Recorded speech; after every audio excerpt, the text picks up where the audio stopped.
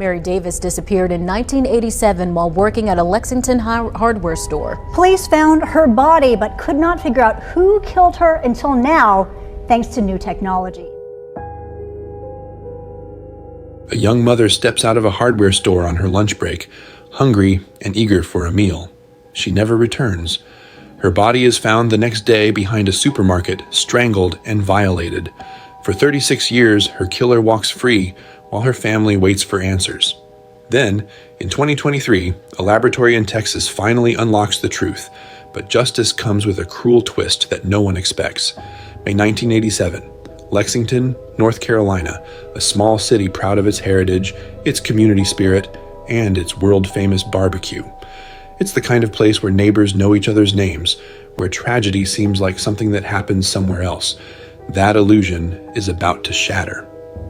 Mary Mathis Davis is born on February 12, 1958, in this very city. She grows up alongside her sister, Lisa Hinkle, the two of them inseparable from childhood. They share secrets, adventures, and the kind of bond that only sisters understand. Lisa will later describe Mary as a beautiful, kind-hearted person who never fails to light up a room with her infectious smile. Mary possesses a rare gift, the ability to make everyone around her feel at ease, welcomed, valued. By her late 20s, Mary has built the life she always dreamed of. She is a wife to Richard Davis, a man who fell in love with her warmth and made her his partner for life. She is a mother to 2 children, a son and a daughter named Tracy, born just a year before everything changes. Her heart overflows with love for her family. Mary works at Lanier's Ace Hardware in Lexington. The job isn't glamorous, but it pays the bills and puts food on the table. She approaches her work with the same enthusiasm she brings to everything else in her life. The morning of May 30th, 1987 begins like any other Saturday, the kind of late spring day in North Carolina when the warmth hints at the summer ahead and the azaleas are in full bloom. Lexington stirs to life with the unhurried pace of a small southern city on the weekend. Families prepare for barbecue gatherings. Children play in yards. The downtown shops open their doors to customers seeking hardware, groceries, and the simple necessities of life. Mary Mathis Davis wakes early, as she always does. At 29 years old, she has mastered the art of balancing motherhood with work responsibilities. Her 2 children, her young son and baby Tracy, just a year old, need attention before she can leave for her shift at Lanier's Ace Hardware. Richard helps where he can, but Mary carries the weight of morning routines with practiced efficiency. She kisses her children goodbye. She tells Richard she will see him after work. These are the last words she speaks to her family.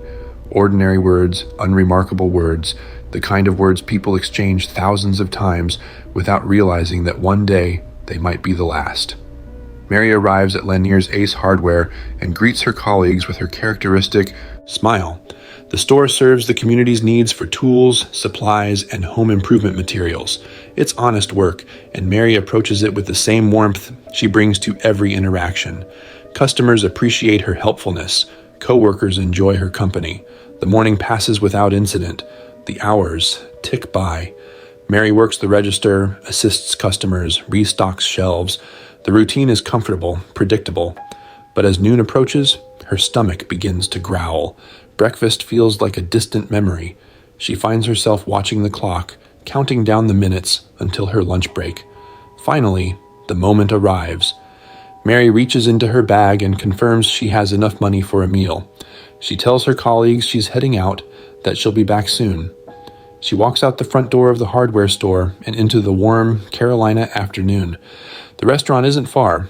Mary walks with purpose, eager to satisfy her hunger before returning to complete her shift. The streets of Lexington are familiar. She has lived here her entire life. She knows these sidewalks, these storefronts, these faces. What happens next remains shrouded in mystery even decades later.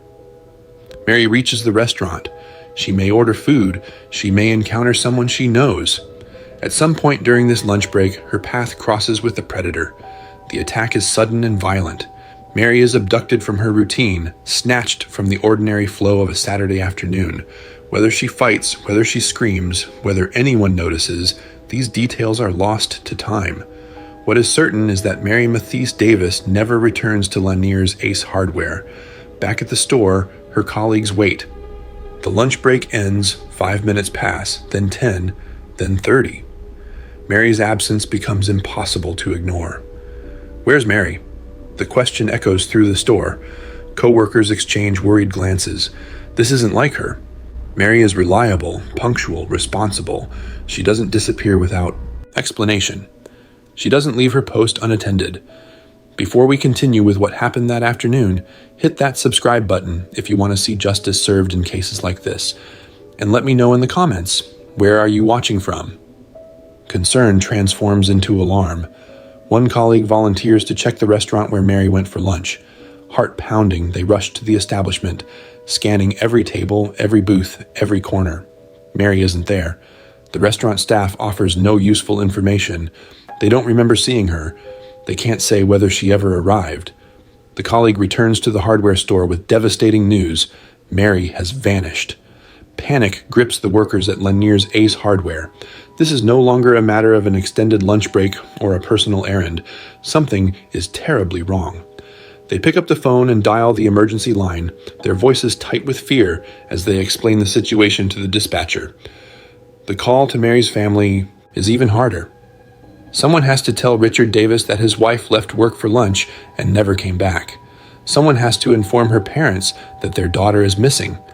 The words feel impossible to speak, but they must be spoken. Police respond immediately. Officers begin searching the area around the hardware store, the restaurant, the streets Mary would have walked. They question anyone who might have seen something. They look for her car, for her purse, for any sign of where she might have gone. The search yields nothing. Mary has disappeared as completely as if the earth swallowed her whole. As evening falls over Lexington, the reality sets in. This is not a misunderstanding. This is not Mary losing track of time. Something terrible has happened, and no one knows what. Richard Davis spends the night in agony. Sleep is impossible. His mind races through scenarios, each more frightening than the last. He thinks about their children, sleeping peacefully, unaware that their mother might never tuck them in again. He thinks about Mary's smile, her laugh, the way she lights up every room she enters. He prays she is alive somewhere, waiting to be found. The sun rises on May 31st, 1987. A new day begins, but the nightmare continues. Police resume their search with renewed determination. Mary's family joins the effort, desperate to find any trace of her. Then the call comes in. A body has been discovered behind a local supermarket called Winn-Dixie. Officers race to the scene, their sirens cutting through the quiet Sunday morning. A crowd has already gathered, drawn by morbid curiosity and genuine concern. The officers push through, securing the area with crime scene tape. What they find behind the supermarket stops them cold. It's Mary. She lies discarded like refuse, her body already beginning to show signs of decomposition in the warm Carolina air. The violence done to her is evident even before the medical examiner arrives. This is not an accident. This is not natural causes. Mary Mathis Davis, 29 years old, mother of two, beloved wife and sister and daughter, has been murdered. What investigators discover in the hours that follow would haunt them for decades and spark a 36-year quest for justice. The crime scene behind the Winn-Dixie supermarket becomes the focus of intense police activity. Officers cordon off the area with yellow tape, pushing back the growing crowd of onlookers. Forensic technicians arrive with their equipment, prepared to document every detail of the scene. Photographers capture the grim tableau from multiple angles. Evidence markers are placed beside anything that might prove relevant. Mary's body tells a story of violence and terror. The preliminary examination reveals bruising around her neck consistent with strangulation. Her clothing is disheveled, torn in places. The medical examiner notes signs consistent with sexual assault. Whatever happened to Mary between leaving the hardware store and ending up behind the supermarket was brutal, personal, and savage. Detectives begin their work immediately. The first priority is establishing a timeline. When exactly did Mary leave Lanier's Ace Hardware? What route would she have taken to the restaurant? How did she end up behind a supermarket instead of at lunch? Witnesses are interviewed. Employees at the Winn-Dixie are questioned extensively. Did anyone see anything unusual on Saturday afternoon or evening? Did anyone notice a vehicle parked behind the building? Did anyone hear sounds of a struggle? The answers are frustratingly sparse. Nobody saw Mary arrive at this location. Nobody witnessed the attack. Nobody can identify who might have brought her here. The killer has operated with terrible efficiency, leaving few obvious traces. The body is transported to the medical examiner's office for a full autopsy. The examination confirms what investigators already suspect. Cause of death, strangulation. The killer used enough force to crush Mary's airway, cutting off oxygen until her heart stopped. Evidence of sexual assault is confirmed as well. Mary suffered horribly in her final moments. The autopsy produces one crucial piece of evidence: biological material from the attacker. DNA evidence exists, collected from Mary's body, physical proof that someone other than her husband was with her before she died. In 1987, this seems like a potential breakthrough. DNA profiling is a new technology, and investigators hope it might identify the killer. But there's a problem.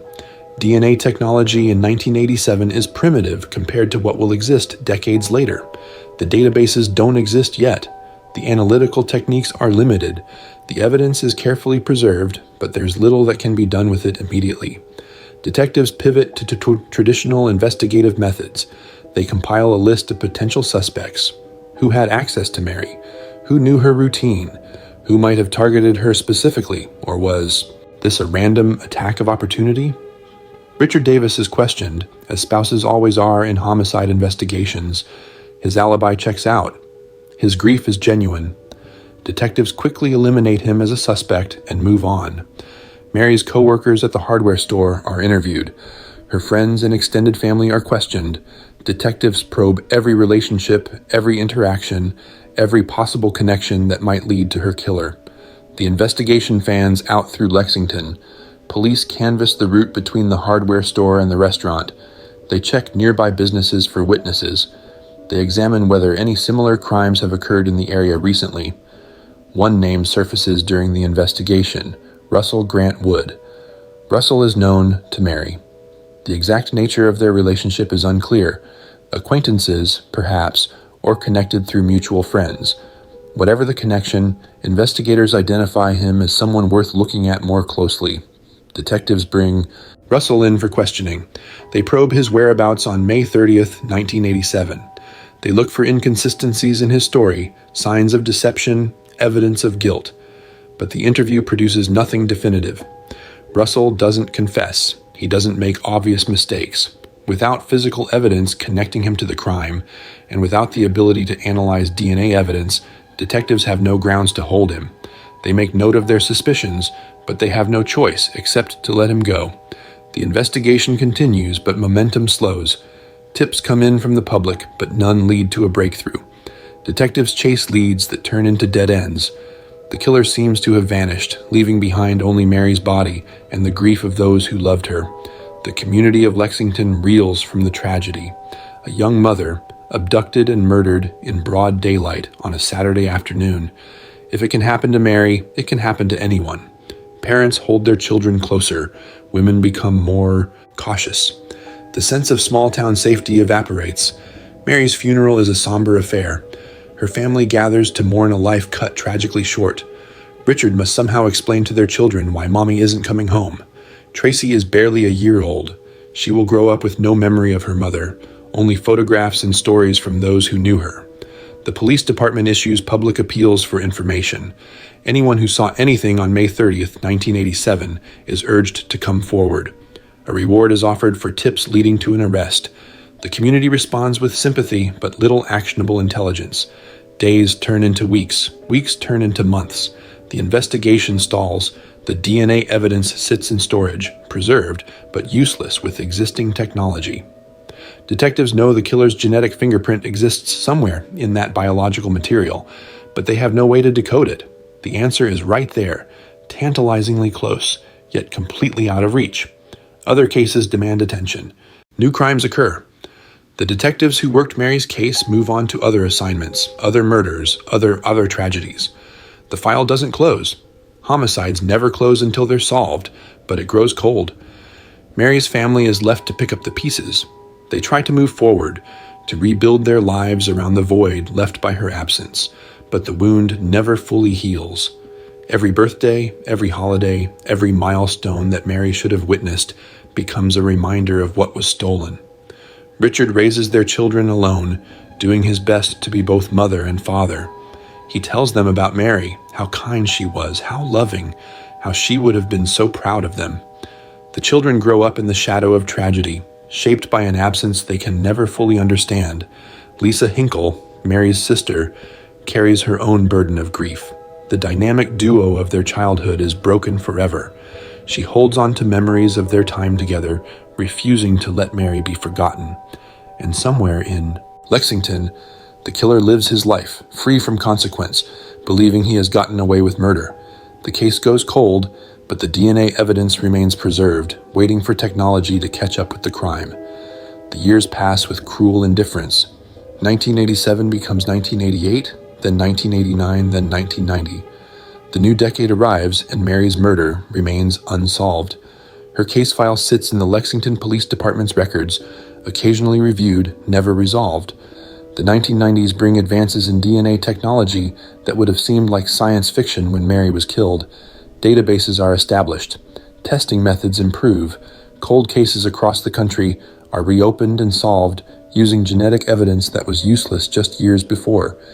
But Mary's case doesn't benefit from these advances. The DNA profile from her attacker doesn't match anyone in the growing databases. The evidence proves that the killer exists, but it doesn't reveal his identity. Without a suspect to compare against, the genetic fingerprint remains a clue without a solution. Detectives periodically revisit the case. New investigators inherit the file as veteran officers retire. Each one reviews the evidence, studies the interviews, examines the crime scene photographs. Each one comes to the same frustrating conclusion. They know almost nothing about who killed Mary Mathis Davis. Russell Grant Wood's name appears in the file, flagged as a person of interest from the original investigation. New detectives note the suspicions of their predecessors, but without evidence connecting him to the crime, there's nothing they can do. They cannot compel a DNA sample without probable cause. They cannot arrest someone based on gut feelings. Mary's family never stops hoping. They mark the anniversaries of her death with quiet grief. They keep her memory alive through photographs, through stories, through the simple act of speaking her name. They refuse to let the world forget that Mary mattered, that her murder demands justice. Richard eventually remarries, finding companionship after years of solitary parenting. But Mary's presence lingers in their home, in the faces of their children, in the empty spaces that new love cannot quite fill. Tracy grows up never knowing her mother. She relies on the memories of others to construct an image of the woman who gave her life. The photographs show Mary smiling, radiant, full of love, but photographs cannot replace the hugs, the advice, the presence that Tracy was denied. In 2011, almost 25 years after Mary's murder, Lisa Hinkle decides to speak publicly about her sister's case. She reaches out to local media, hoping that renewed attention might generate new leads. The interview is emotional, Lisa opening old wounds to share her family's pain with the world. She describes the heartbreak they have endured. She talks about Mary's kindness, her warmth, her infectious smile. She explains how the family has never given up hope that someday, somehow, they will learn who killed Mary and why. But Lisa also says something remarkable. Despite everything, despite the decades of grief, despite the injustice of her sister's unsolved murder, she is willing to forgive. "We have no interest in seeking revenge," Lisa tells reporters. "Forgiveness is something I'm willing to extend to whoever took Mary's life." The statement reflects a faith deeper than bitterness, a determination to find peace even without justice. But the interview doesn't generate the breakthrough the family hopes for. No new witnesses come forward. No confessions are made. The case remains cold. People like the person who killed Mary count on silence to cover their evil. Show them your voice stands for justice. Type "Justice for Mary Davis" in the comments and hit that like button. The years continue their relentless march. 2011 becomes 2015, then 2018, then 2020. More than 3 decades have passed since Mary walked out of Lanier's Ace Hardware for the last time. The world has transformed in ways unimaginable in 1987. Smartphones connect billions of people. Social media reshapes how information spreads, and forensic science has evolved to a degree that borders on miraculous. Genetic genealogy emerges as a revolutionary tool for solving cold cases. Companies like Ancestry and 23andMe build massive databases of genetic information as millions of people seek to understand their heritage. Forensic scientists realize that these databases can be used for another purpose, identifying criminals through their family trees. The technique is called investigative genetic genealogy. Scientists extract DNA from crime scene evidence and upload the profile to genealogical databases. They look for relatives of the unknown suspect, cousins, aunts, uncles, anyone who shares genetic material. By building family trees from these matches, investigators can narrow down the suspect pool until they identify the specific individual responsible for the crime. The Golden State Killer case brings this technology to national attention in 2018. Joseph James DeAngelo, responsible for murders and rapes across California in the 1970s and 1980s, is identified through genetic genealogy after evading capture for over 40 years. The breakthrough demonstrates that no cold case is truly hopeless if DNA evidence exists. Lexington Police Department takes notice. They know, they have preserved DNA from Mary's murder. They know that technology now exists that might finally identify her killer. The question is whether the evidence remains viable after so many years. In 2022, a new team of detectives is assigned to Mary's case. They understand that this might be the best, perhaps the only, chance to solve a murder that has haunted Lexington for 35 years. They approach the case with fresh eyes and modern tools. The first step is reanalyzing the physical evidence. Samples are submitted to the North Carolina State Crime Lab for evaluation. The lab confirms that usable DNA can still be extracted from the decades-old evidence. The genetic profile of Mary's killer remains intact, preserved through all those years of waiting. The results are promising enough that the North Carolina State Bureau of Investigation becomes involved. This is no longer just a local police matter. The state's resources are being brought to bear on a case that has defied resolution for a generation. But even the state crime lab has limitations. For the most advanced genetic genealogy work, they need specialists. They need the kind of laboratory that has pioneered these techniques, that has solved the unsolvable cases. They need Aftr. In 2023, the evidence was sent to a Texas laboratory with a reputation for cracking cold cases, and what they discovered would finally put a name to Mary's killer. Aftr Laboratories operates out of the Woodlands, Texas, a Houston suburb that seems an unlikely setting for forensic revolution. Founded in 2018, the company specializes in extracting usable DNA from degraded, contaminated, or minimal samples, the kind of evidence that traditional labs cannot process. Their work has solved dozens of cold cases, giving names to unidentified victims and faces to unknown killers. When the evidence from Mary Davis's murder arrives at Aftr, the scientists understand the stakes. A family has waited 36 years for answers. A community has lived with an unsolved murder for nearly 4 decades. The pressure to deliver results is immense. The laboratory's approach combines cutting-edge DNA extraction techniques with sophisticated genealogical analysis. First, they work to develop a complete genetic profile from the decades-old evidence. The biological material has been preserved since 1987, but time and storage can degrade DNA. Aftr's scientists have developed methods to work with even the most challenging samples. The extraction is successful. A viable DNA profile emerges. From the evidence, the genetic fingerprint of Mary's killer, preserved for 36 years and now finally readable with modern technology.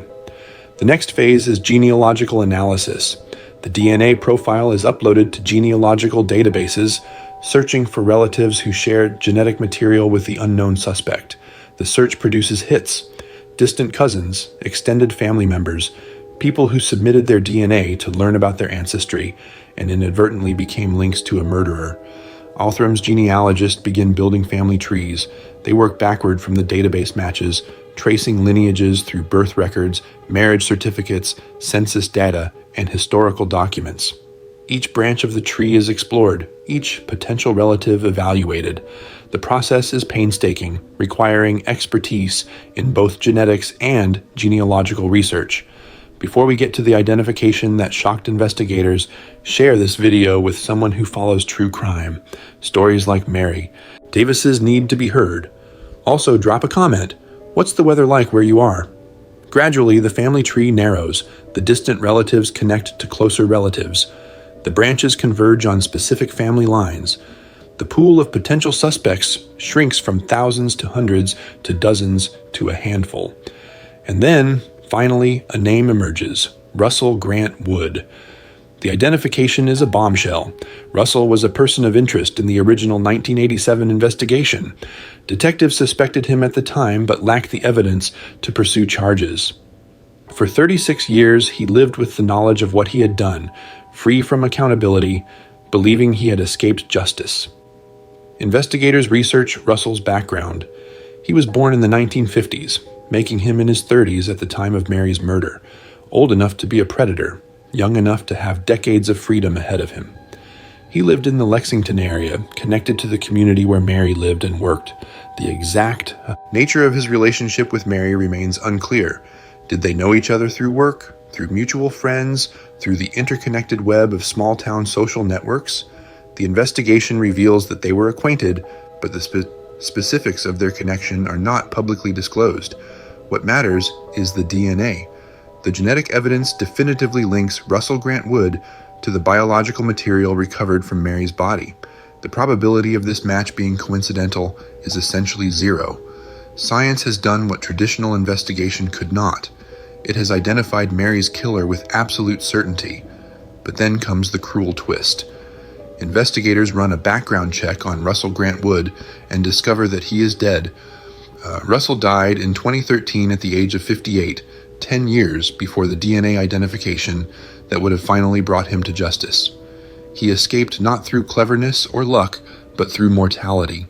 Death claimed him before accountability could. If Russell were alive, the charges would be severe: first-degree murder, first-degree kidnapping, first-degree rape. He would face the full weight of North Carolina's criminal justice system, likely spending the rest of his life in prison. Instead, there will be no trial, no conviction, no prison sentence. Russell Grant Wood will never sit in a courtroom and hear a jury pronounce him guilty. He will never face Mary's family across a sentencing hearing. He will never experience the consequences of his actions. The news is bittersweet for investigators. They have solved the case, a victory after 36 years of frustration, but the resolution is incomplete. Justice, in the fullest sense, is impossible when the perpetrator is beyond the reach of human law. Lexington Police Chief Robbie Rummage prepares to announce the breakthrough. The press conference will inform the public that Mary's murder has finally been solved. It will name Russell Grant Wood as her killer, and it will acknowledge the painful reality that he died before facing justice. But first, the family must be told. Before any public announcement, Mary's surviving relatives deserve to hear the news privately, to process this information away from cameras and reporters. On February 3rd, 2023, detectives contact Mary's family. The conversation is emotional. 36 years of waiting, of hoping, of praying for answers, and now, finally, those answers have arrived. The killer has been identified. The mystery is solved. But the man responsible is already dead. When investigators informed Mary's family of the breakthrough, the reaction reflected decades of grief finally meeting a resolution that was both satisfying and deeply incomplete. The identification of Russell Grant Wood transforms the investigation from a search for an unknown killer to a deep dive into a dead man's history. Detectives may not be able to interrogate Russell, but they can reconstruct his life, examine his past, and understand who he was beyond the DNA evidence that links him to Mary's murder. Russell Grant Wood was born in the mid-1950s, growing up in the Lexington area during an era when the small North Carolina city was even smaller, even more close-knit. He came of age in the 1970s, reaching adulthood in a community where everyone seemed to know everyone else. Investigators pull records, interview people who knew Russell, and piece together a portrait of the man who murdered Mary Mathis Davis. What emerges is not a monster in obvious form. Few killers are. Russell lived among his neighbors, worked jobs, maintained relationships. He existed within the fabric of Lexington society without attracting the kind of attention that might have exposed him. The connection between Russell and Mary becomes a focal point of the investigation.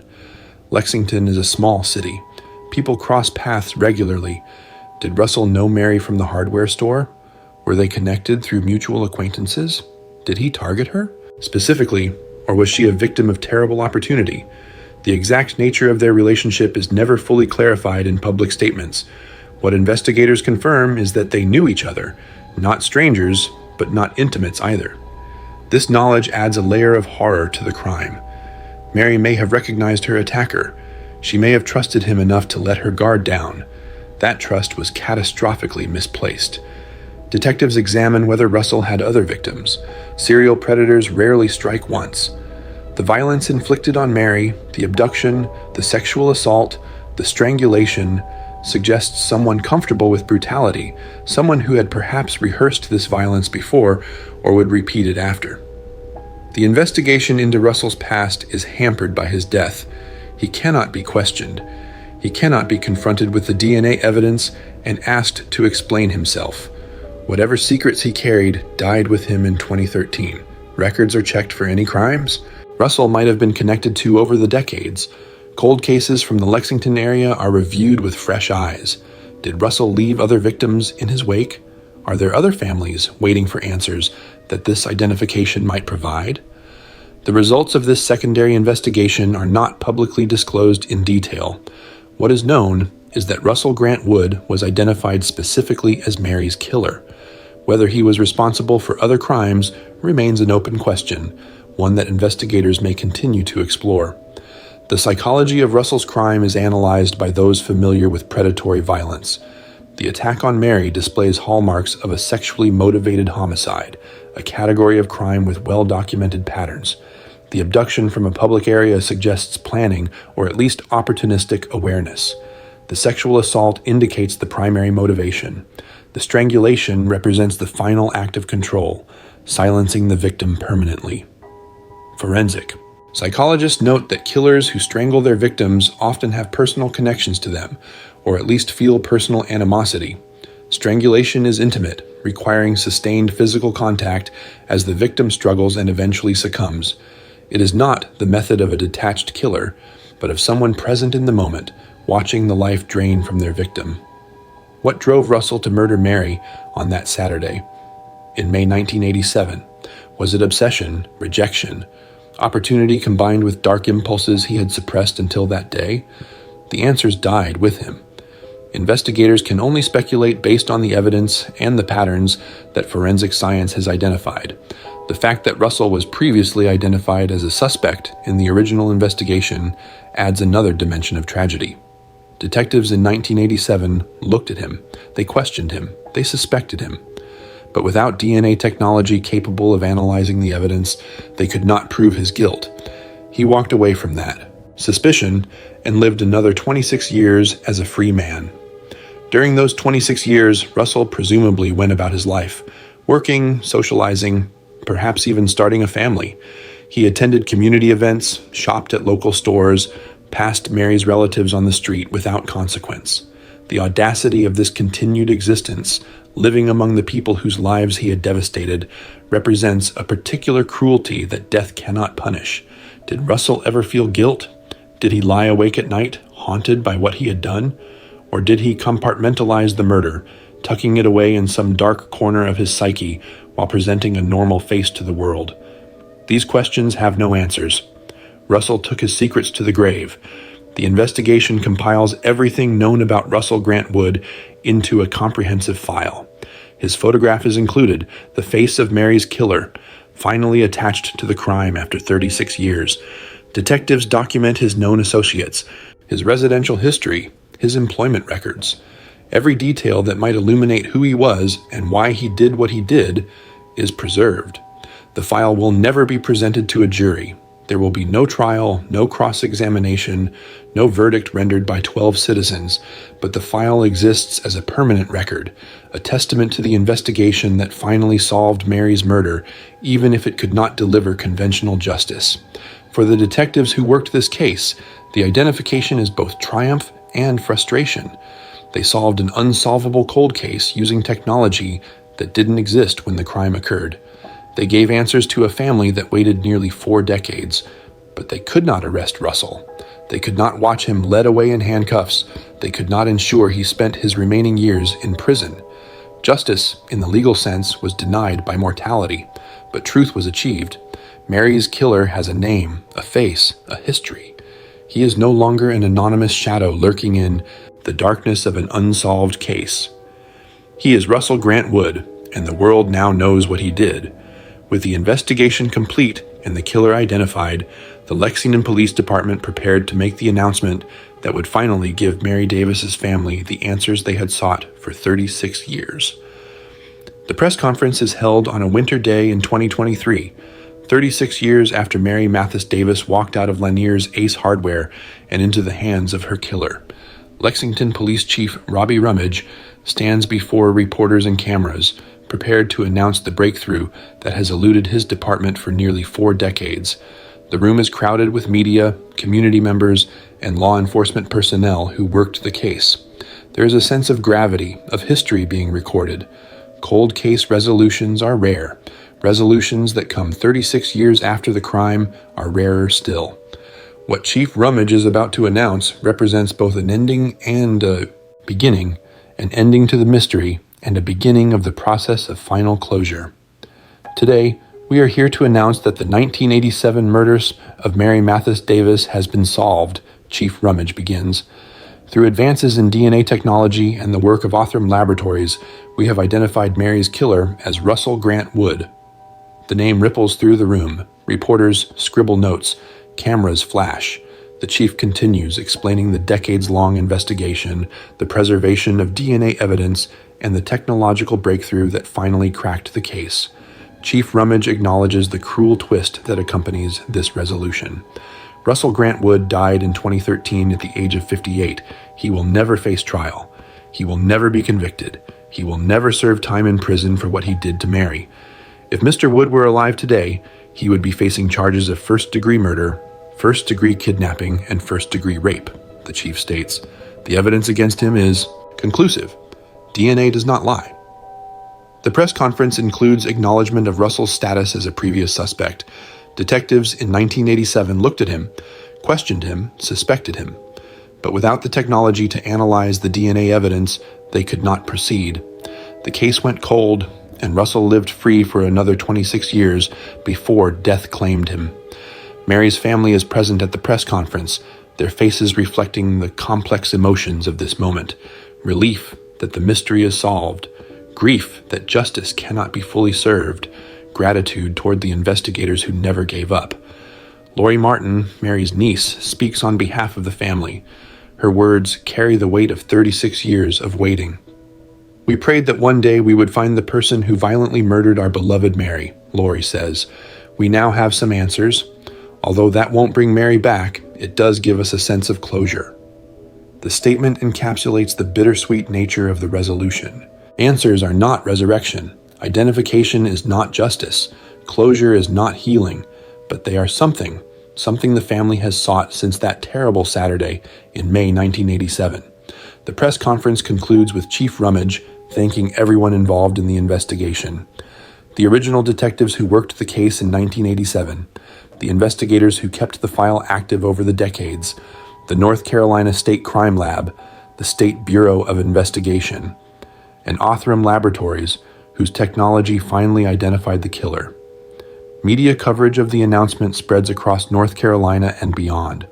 The story captures public attention for several reasons: the length of time between crime and resolution, the advances in DNA technology that made the identification possible, and the frustrating reality that the killer escaped earthly justice through death.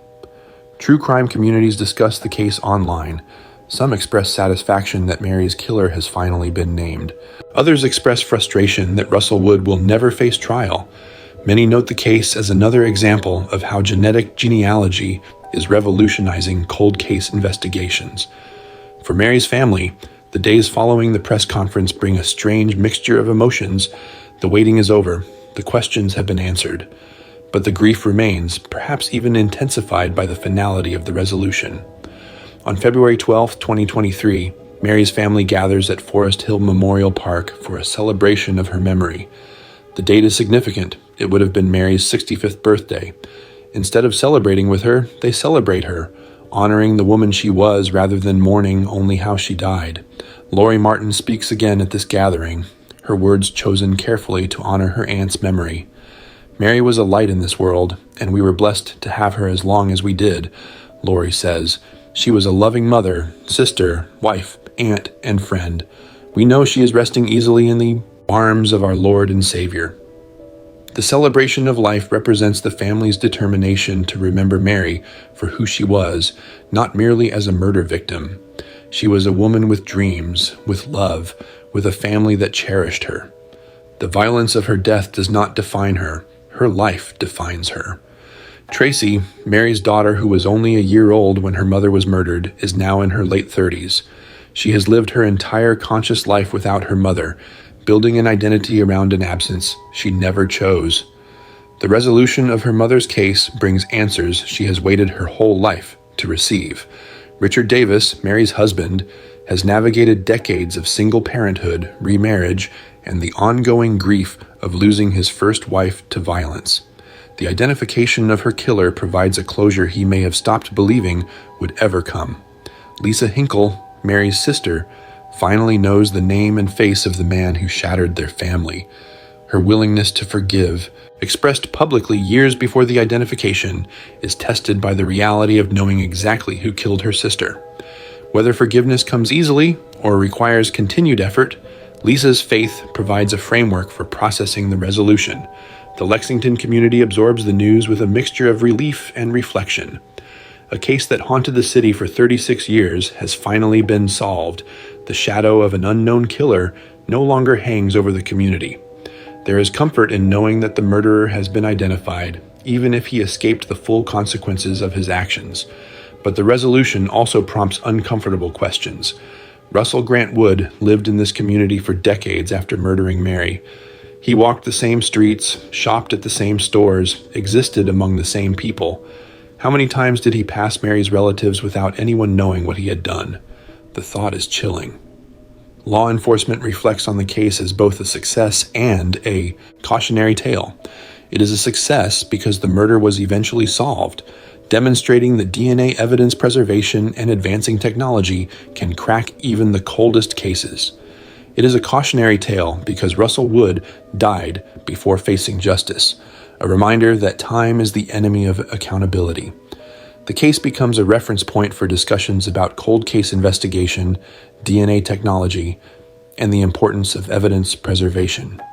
Future investigators will study how the Lexington Police Department maintained the evidence for 36 years, enabling the eventual identification that would have been impossible otherwise. Justice, in the legal sense, was denied. Russell Grant Wood will never be convicted in a court of law. He will never hear a judge pronounce sentence. He will never spend a single day in prison for murdering Mary Mathis Davis. But truth was achieved, and for Mary's family, truth provides a form of closure that uncertainty never could. The murder of Mary Mathis Davis represents both the tragedy of unsolved violence and the hope that advancing technology provides to cold case victims and their families. For 36 years, Mary's killer walked free, his identity protected by the limitations of 1987-era forensic science. Then, in 2023, a laboratory in Texas did what generations of investigators could not. They put a name to the DNA evidence that had waited patiently for technology to catch up. Russell Grant Wood died in 2013, 10 years before his identification as Mary's murderer. He escaped the earthly consequences of his crime, never facing trial, never hearing a guilty verdict, never experiencing the inside of a prison cell. This is the cruelest aspect of the resolution, justice delayed until it became justice denied. But the identification matters. It matters to Mary's family, who spent 36 years wondering who killed their beloved Mary and why. It matters to the Lexington community, which can finally stop looking over its shoulder for an unknown predator. It matters to the cause of justice itself, which demands that crimes be solved even when punishment is impossible. Mary Mathis Davis was 29 years old when she died. She was a mother to 2 young children, including a daughter who would grow up with no memories of her. She was a wife to Richard Davis, who lost his partner and the mother of his children on an ordinary Saturday afternoon. She was a sister to Lisa Hinkle, who spent decades advocating for justice while holding on to the possibility of forgiveness. The technology that solved Mary's case, forensic genetic genealogy, continues to evolve and expand. Every year, more cold cases are resolved using these techniques. Families who lost hope decades ago are receiving the answers they desperately sought. Killers who believed they escaped justice are being identified, even from beyond the grave. Mary's case stands as testament to the importance of evidence preservation. The DNA collected from her body in 1987 was useless with the technology of that era, but investigators had the foresight to preserve it properly, storing it for future generations who might possess tools that did not yet exist. That foresight paid off 36 years later. For the detectives who finally solved this case, there is satisfaction mixed with frustration. They achieved what their predecessors could not, identifying Mary's killer with scientific certainty. But they could not arrest Russell Wood. They could not give Mary's family the full measure of justice they deserved. Some victories are incomplete. The Lexington Police Department deserves recognition for never fully abandoning Mary's case. Cold cases are often deprioritized as new crimes demand attention and resources. But Mary's file was never closed, never forgotten. When technology advanced enough to make resolution possible, the department was ready. If this story moved you, hit that subscribe button for more deep dives into cases that demand justice. Mary Mathis Davis deserves to be remembered, not for how she died, but for how she lived. She was a light in her community, a loving mother, a devoted sister, a woman whose smile could brighten any room. Drop a comment below. What cold cases do you think deserve more attention? And share this video so Mary's story reaches others who need to hear about the persistence of investigators, the advances in technology, and the importance of never giving up on justice.